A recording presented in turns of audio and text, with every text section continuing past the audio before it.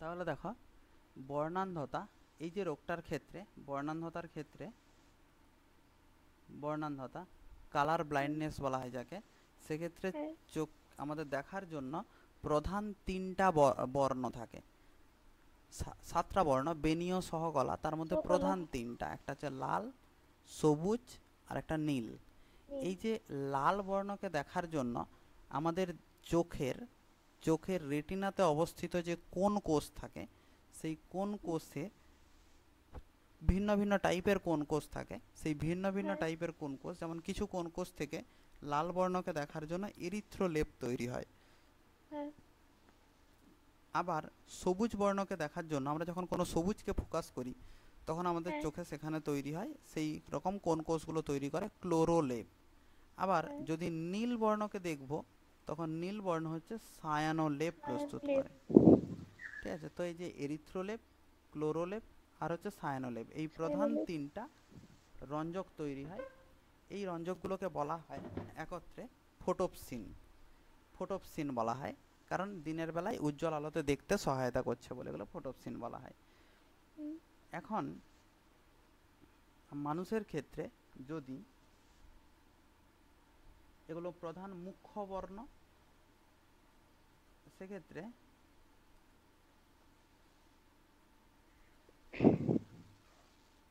দাঁড়াও, এই মানুষের ক্ষেত্রে যদি এক্স ক্রোমোজোমের হ্যাঁ, মিউটেশন ঘটে যায়, এই এক্স ক্রোমোজোমের মিউটেশন, মিউটেশন।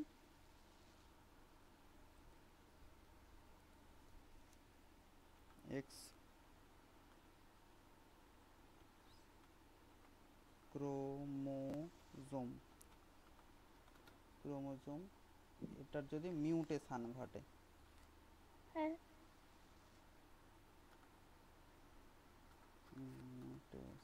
মানে মিউটেশন মানে এখানে পরিবর্তন হয়ে যাচ্ছে। এক্স ক্রোমোজোমে যদি মিউটেশন ঘটে তখন কি অবস্থা দেখা দেবে? হ্যাঁ, এক্স ক্রোমোজোমের মিউটেশন ঘটলে, এই এক্স ক্রোমোজোম মিউটেশনের ফলে লাল এবং সবুজ বর্ণ চিনতে অসুবিধা হয়। লাল এবং হচ্ছে সবুজ সবুজ। বর্ণ এই দুটোর ক্ষেত্রে, কারণ এক্স ক্রোমোজোমে চোখের যে রড কোষ, চোখের যে কোন কোষে হ্যাঁ, এক্স ক্রোমোজোম থাকে, সেই এক্স প্রত্যেকটা কোষের মধ্যেই এক্স ক্রোমোজোম থাকবে।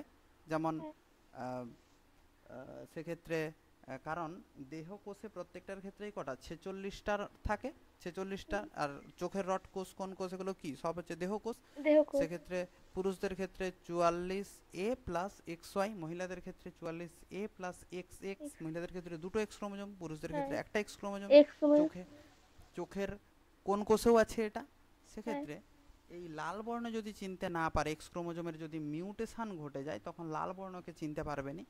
তখন যে অবস্থাটা সৃষ্টি হয় সেটাকেই বলা হচ্ছে লাল থেকে অবস্থাটা, এটাকে বলা হয় প্রোটানোপিয়া। যে রোগটা সৃষ্টি হয় এটাকে বলা হয় প্রোটানোপিয়া। প্রোটানোপিয়া।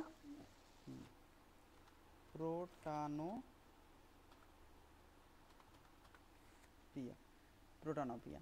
একইভাবে যদি সবুজ বর্ণ চিনতে না পারে, অর্থাৎ ক্লোরোলেপ তৈরি হুম, যদি না করতে পারে, তখন যে অবস্থাটা সৃষ্টি হবে তখন তাকে বলা হবে ডিউটারনোপিয়া। ডিউটারেনোপিয়া। ঠিক আছে, এই দুটো অবস্থার পিয়া। সৃষ্টি হয়। সেক্ষেত্রে যদি আরেকটা 4 নম্বর ক্রোমোজোম বা 4 নম্বর অটোজোমের ক্ষেত্রে, অটোজোমের যদি মিউটেশন ঘটে, হুম, ক্রোমোজোম,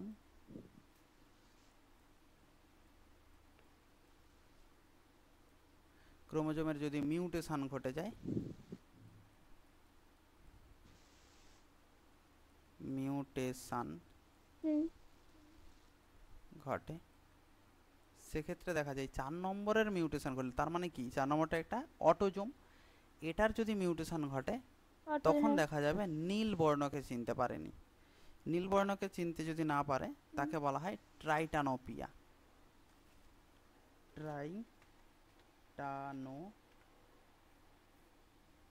ট্রাইটানোপিয়া, ঠিক আছে, ট্রাইটানোপিয়া বলা হয়।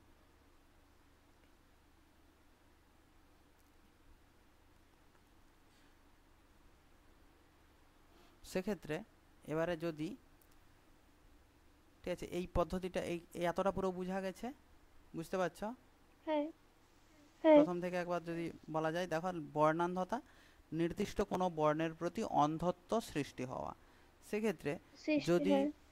প্রধান তিনটা বর্ণ, সেক্ষেত্রে লাল, সবুজ, নীল, এগুলো হচ্ছে প্রধান নীল। তিনটি বর্ণ।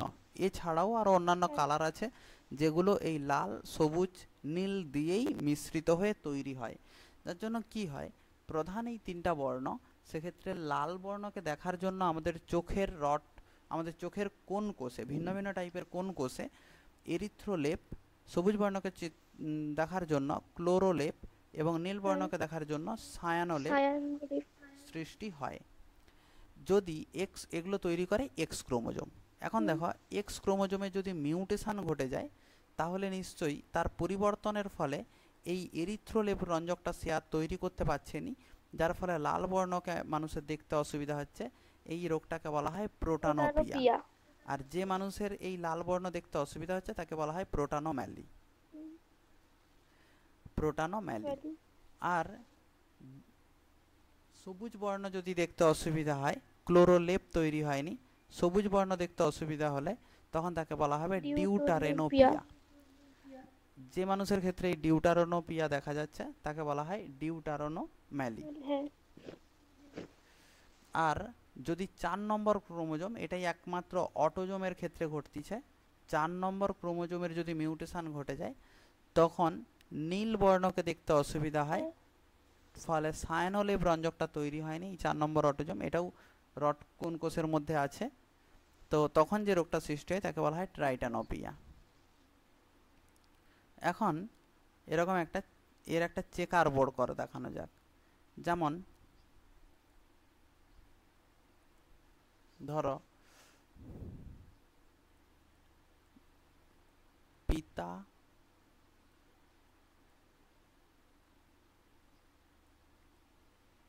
ঠিক আছে, পিতা,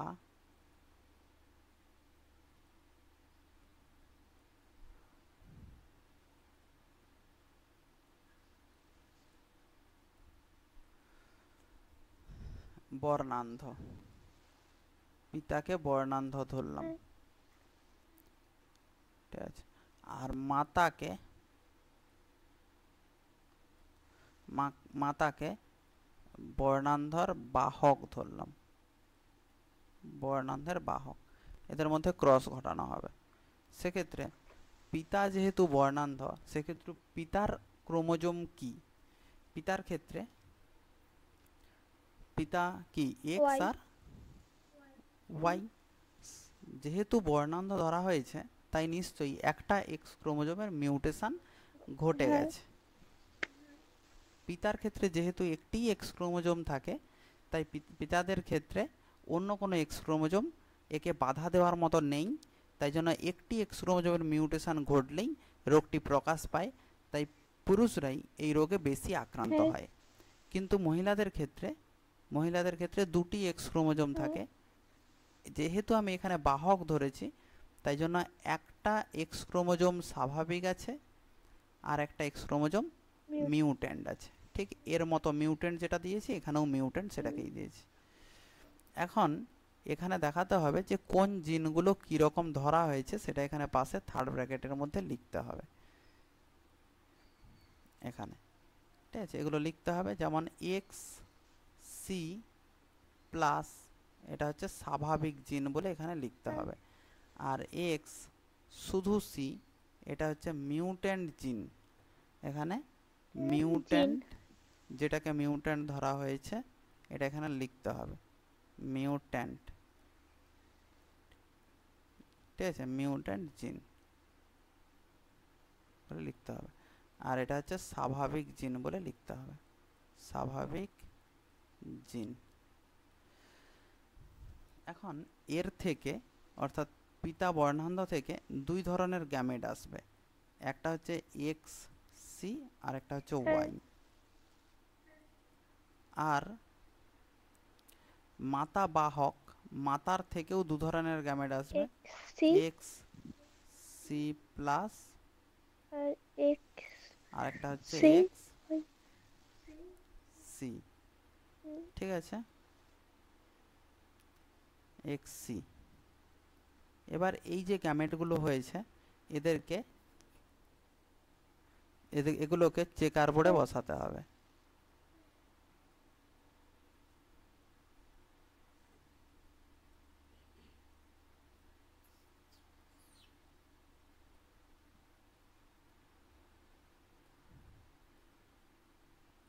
সেক্ষেত্রে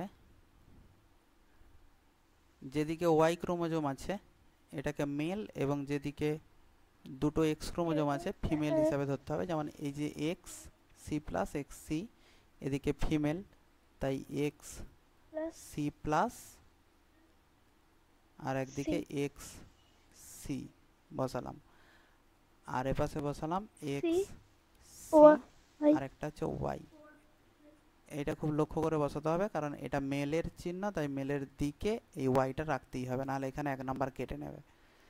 সেক্ষেত্রে এক্স সি প্লাস আর এক্স হ্যাঁ সি।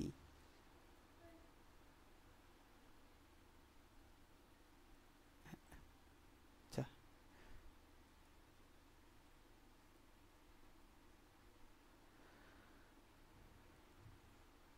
এখানে হচ্ছে X C plus plus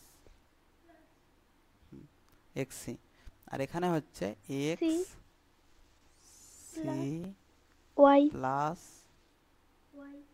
Y, এটা একটা জিন। এখানে হচ্ছে C X X C C X C, X আর এটা সি হচ্ছে এক্স ওয়াই। সি আর ওর হচ্ছে ওয়াই। তো এবার যেহেতু X C plus X C, তাই জন্য এটা কেমন, মানে এ পুত্র না কন্যা? কন্যা। বলো। হ্যাঁ, এ হচ্ছে কন্যা। কন্যাটা কেমন, স্বাভাবিক না বাহক না আক্রান্ত? স্বাভাবিক তো। হ্যাঁ স্বাভাবিক। কেন স্বাভাবিক বলে মনে হলো? প্লাস আছে এক্স সি। বলো, একটা জিন হ্যাঁ মিউট্যান্ট এইটা, হ্যাঁ তাই তো? এই যে দেখো, এই যে মিউট্যান্ট জিন আগেই হুম, দেখানো হয়েছে। আর একটা স্বাভাবিক। জিন স্বাভাবিক, এই যে দেখো এক্স সি প্লাস স্বাভাবিক। তাহলে সে কিরকম হবে? বাহক। তার তার মা কেমন ছিল? বাহক। তার মা হচ্ছে বাহক ছিল, তারও ক্ষেত্রে একই জিন ছিল। তাহলে তাহলে এই সন্তানটাকে কি করে আক্রান্ত বলতে পারি, তাই না? বাহক। স্বাভাবিক বলতে পারি। তাহলে এটার ক্ষেত্রে লিখতে হবে হ্যাঁ কন্যা বাহক। অবশ্যই যে বাহক হয় সে স্বাভাবিকই হয়, কারণ যে বাহক সে রোগটাকে ধারণ করছে কিন্তু বাইরে থেকে রোগ প্রকাশ পাচ্ছে না, তাই জন্য তাকে স্বাভাবিক বাহক কথাও হিসাবে লেখা যেতে পারে, কিন্তু বাহক ভাষাটা ইউজ করতেই হবে। আবার এক্স সি প্লাস ওয়াই, এটা কেমন হবে? এটা কে হবে, পুত্র। পুত্র না কন্যা? হ্যাঁ, পুত্র। এই পুত্রটা কেমন, ভালো মানে স্বাভাবিক না আক্রান্ত? এটা আক্রান্ত। বলো, কেন আক্রান্ত কেন? তুমি কি বুঝতে পারতেছ নি? এটা ভালো করে দেখো। হ্যাঁ, এই যে দেখো, এক্স সি প্লাসকে আমি হ্যাঁ স্বাভাবিক জিন লিখেছি, তাহলে এক্স সি প্লাস যদি স্বাভাবিক হয় তাহলে তার তো একটি জিন সেটা হুম, স্বাভাবিক আছে। এখানে ওয়াই, এটা ওয়াই ক্রোমোজোম গঠিত কোনো রোগই নয়, তাহলে এক্স সি প্লাস আছে, হ্যাঁ হ্যাঁ তাই না? তাহলে স্বাভাবিক। এটা পুত্র কি হবে, হুম, স্বাভাবিক। আবার এক্স সি এটা কি হবে, প্রথমে বলো, পুত্র না কন্যা? X কন্যা। কন্যা, X কারণ X দুটো আছে। হুম, এক্স ক্রোমোজোম আছে। এবার বলো কন্যাটা কেমন হবে?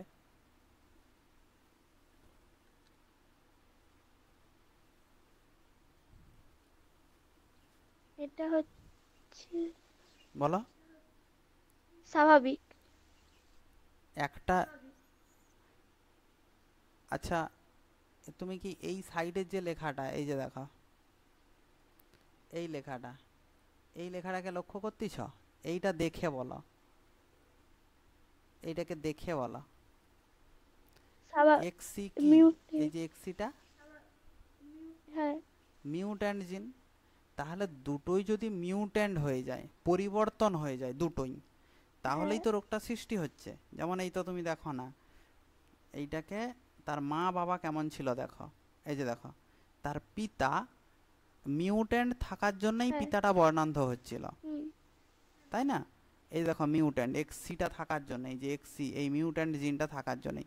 আর তার মা স্বাভাবিক একটা ভালো জিন এক্সি প্লাস, আর একটা এক্সি তার বাবার মতো, যে এক্সি এক্সি বাহ, বাবার হ্যাঁ। মতো থাকার জন্য সে বাহক হচ্ছিল। আমি যদি এখানে এরকম দিতাম এক্স সি প্লাস এক্স হুম, সি প্লাস, তাহলে বুঝতে হ্যাঁ। হতো তার মা পুরো স্বাভাবিক। যেহেতু আমি এটা লিখেছি এক্স সি প্লাস, মানে X একটা ভালো জিন আর একটা মিউট্যান্ট জিন, হুম, সেই তাই জন্য সে বাহক। ঠিক হুম, আছে, বুঝতে পারলে? এটা বাহক। স্বাভাবিক, এটা বাহক। আবার যদি এটাকেই আমি লিখি, আবার যদি দেই এক্সি আর এক্সি মানে মিউট্যান্ট, দুটোই মিউট্যান্ট হয়ে গেছে, তাহলে এটা হুম, মনে রাখতে হবে এটা আক্রান্ত। এই তিনটা জিনিস মনে রাখবে, খুব সহজ উপায় এর মনে রাখার, যে দুটো জিনের একটা ভালো হ্যাঁ, একটা বাহক। মিউট্যান্ট হলে সে বাহক, দুটোই ভালো হলে স্বাভাবিক, আর আক্রান্ত। দুটোই মিউট্যান্ট হলে আক্রান্ত। হ্যাঁ। বাস, সোজা জিনিস। হুম, ঠিক আছে, এবার দেখো এই যে কন্যাটা, কন্যাটা আক্রান্ত। তাহলে কি হবে? হ্যাঁ, কন্যাটা আক্রান্ত, তার কারণ দুটোই জিন হুম, তার মিউট্যান্ট আছে।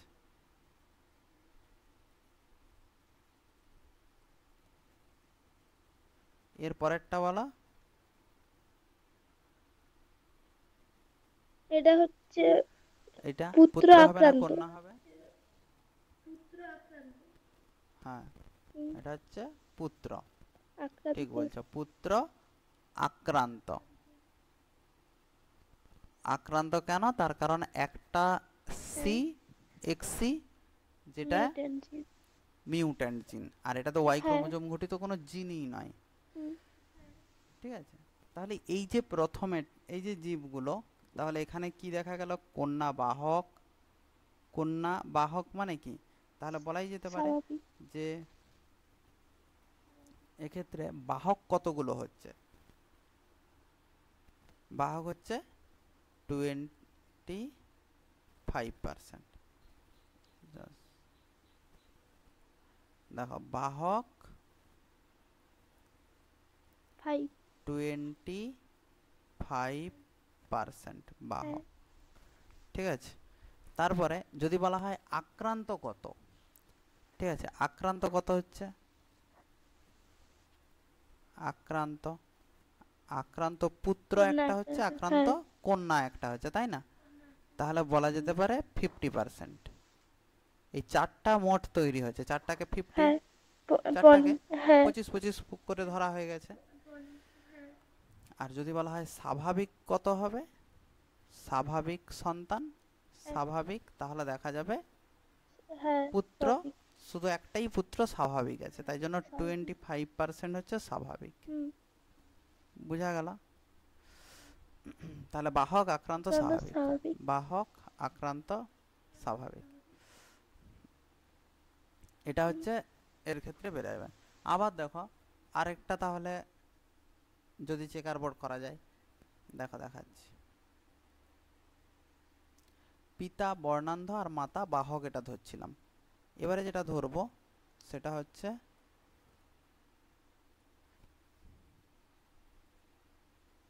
ধরো পিতা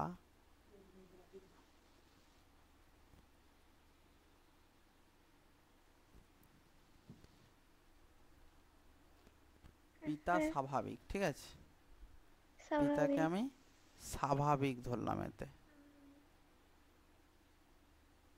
আর মাতাকে হুম, আক্রান্ত ধরলাম, ঠিক আছে, পুরোপুরি আক্রান্ত। ক্রস ঘটানো হবে। বলো পিতার যে স্বাভাবিক জিন কেমন লিখবো? স্বাভাবিক তো XY। X Y. এবারে স্বাভাবিকটাকে এক্স, এটা এক্স ক্রোমোজোম ঘটিত রোগ, তাই এক্সটাকে স্বাভাবিক হিসাবে এক্স এর মাথায় কি লিখবো? হ্যাঁ, C+। C plus. মাতার ক্ষেত্রে আক্রান্ত হিসাবে XC কি লিখবো? আর XC। হ্যাঁ, XC। সি আর এক্স সি, ঠিক আছে। তাহলে এটা থেকে দুই ধরনের গ্যামেট আসতেছে। C গ্যামেট প্লাস সৃষ্টি হচ্ছে এক্স সি Y। প্লাস, আর একটা হচ্ছে ওয়াই। আর এর ক্ষেত্রে যেহেতু দুটো একই টাইপের জিন, তাই জন্য দুটোকে আলাদা করে লিখবো নি, একটা টাইপেরই অপত্য সৃষ্টি গ্যামেট সৃষ্টি হচ্ছে, তাই জন্য এটা হচ্ছে একটা টাইপের হ্যাঁ, গ্যামেট। হ্যাঁ, দুটো একই টাইপের জিন আছে তাই একটা গ্যামেট। এবার এটাকে চেকার বোর্ডে বসালাম।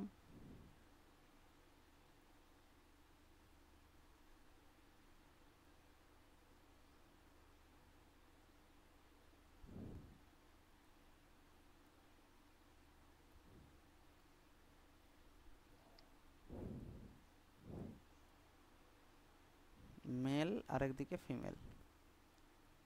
মেলে আছে কি এক্স সি প্লাস, আর একটা ওয়াই, C। আর এখানে হচ্ছে এক্স সি। সেক্ষেত্রে এখানে কি হচ্ছে X plus C A plus C। হ্যাঁ, এক্স সি হবে। XC আর এখানে কি হবে বলো? Y। আর একটা ওয়াই। যেহেতু এক্স সি প্লাস আর এক্স সি, তাই জন্য এটা কেমন হবে? কন্যা। প্রথমে বলো পুত্র না কন্যা? হুম, এটা কন্যা। কন্যাটা কেমন হবে বলো? স্বাভাবিক। হ্যাঁ, কারণ কেন স্বাভাবিক? XC plus.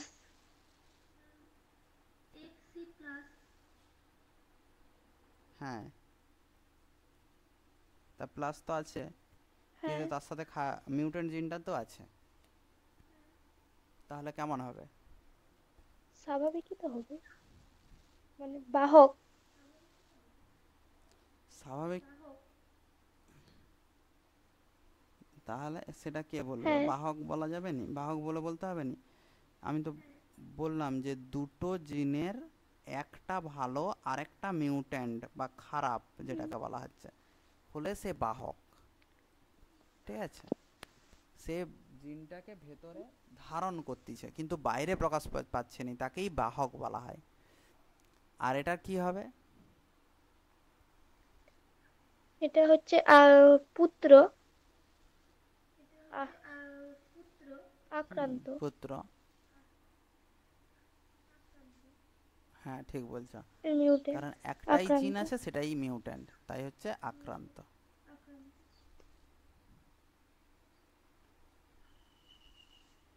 আক্রান্ত।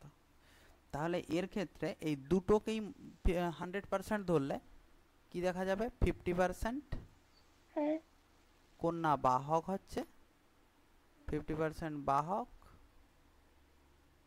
আর আক্রান্ত। হচ্ছে 50% হুম, আক্রান্ত। যদি বলা হয়, যদি কোশ্চেনে পড়ে তার কত শতাংশ পুত্র আক্রান্ত, পুত্র দিয়ে কোশ্চেন পড়লে তখন তাকে বলতে হবে যে তার হুম, পুত্রদের মধ্যে 100%ই পুত্র আক্রান্ত। যদি শুধু পুত্র দিয়ে হ্যাঁ, কোশ্চেন পড়ে বা শুধু কন্যা দিয়ে কোশ্চেন পড়ে, তখন হচ্ছে পুত্রদের মধ্যে আক্রান্ত। 100%ই হ্যাঁ, পুত্র আক্রান্ত। কেন 100% লিখছি বুঝতে পারলো? হুম, পুত্র আক্রান্ত, এইটাই।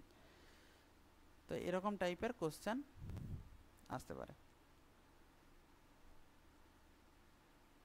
ঠিক আছে, এই যেমন সাইডে এগুলোর ক্ষেত্রে এই যে সাইডে লিখে দিতে হবে যে তুমি এক্স হ্যাঁ সি প্লাস কোনটাকে ধরছ, আর হ্যাঁ এক্স সি মানে মিউট্যান্ট জিন সেটাকে তুমি কোনটা কি লিখে হ্যাঁ ধরেছ, এখানটা ধরতে হবে। ঠিক আছে, বুঝতে পারলে?